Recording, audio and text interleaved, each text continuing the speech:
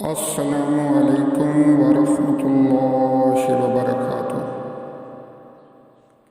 حصول اولاد کے لیے دعا۔ جس شخص کے ہاں اولاد نہ ہو تو وہ اس دعا کو ہر نماز کے بعد 3 دفعہ پڑھے، انشاءاللہ اللہ تعالیٰ اسے اولاد عطا فرمائیں گے۔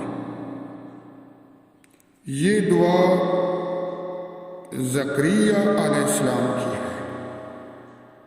جب حضرت زکریا علیہ السلام نے اللہ تعالیٰ سے دعا کی، یہ وہی دعا ہے۔ بسم اللہ الرحمن الرحیم۔ رب لا تذرنی فردا وانت خیر الوارثین۔